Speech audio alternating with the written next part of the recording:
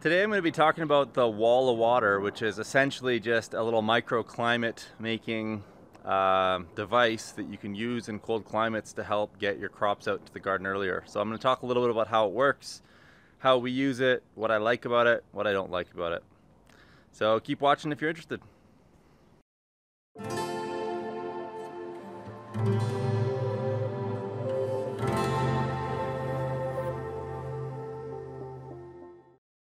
Hey folks, how's it going? It's been an interesting past 4 days. Both the kids have been super sick with earaches and not getting much sleep, and we're also not making tons of progress on our garden, but it's coming slowly. It's looking like this month, the month of May 2018, it's going to be a frost-free May, which is pretty interesting for Calgary. We live super close to the mountains, and so we almost always get a frost in May, so we'll see what happens this year.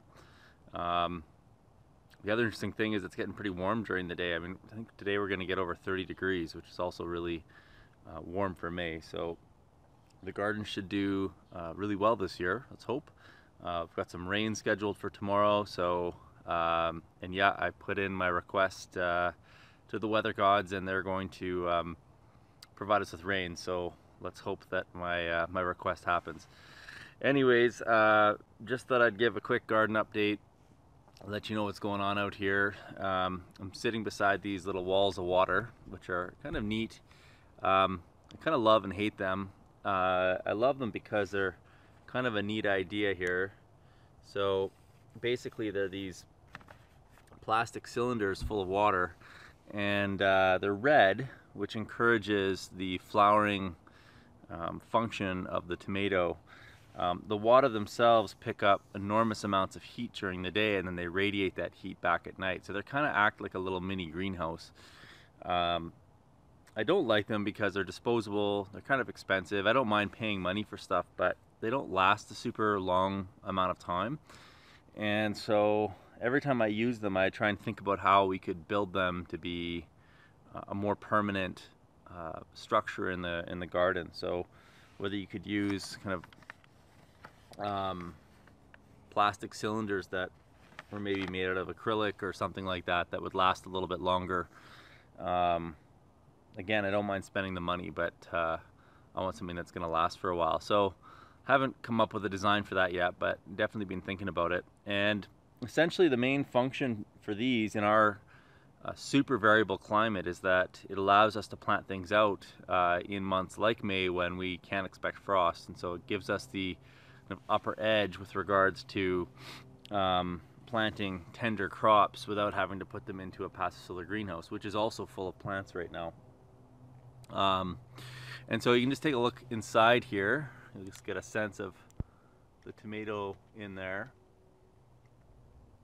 And this little structure here can mean the difference between having red tomatoes kind of in July and not having them, because it gives it that much more of an advantage, that much more heat, and tomatoes really love heat.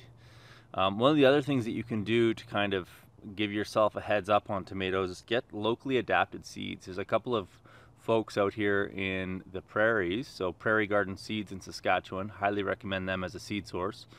Also, there's a tomato grower up in Airdrie, and his name is Casey's Tomatoes.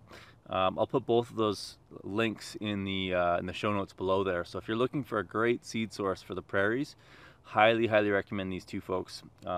They're incredible at their craft. Casey really just focuses on tomatoes, but Prairie Garden Seeds pretty much does everything. And every time we've ever bought any seeds from Jim Tournier from Prairie Garden, they've turned out incredibly well. So I highly recommend those two seed sources.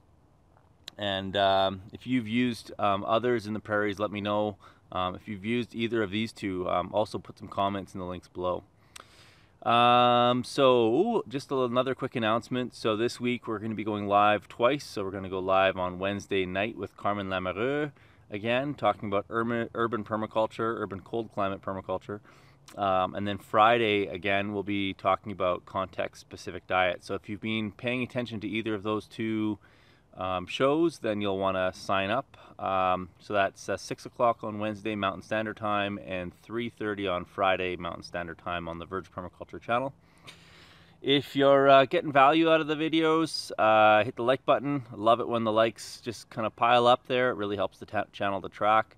And it's always helpful when you share it on social media with other folks. So leave any questions or comments below, and we'll see you guys in the next video.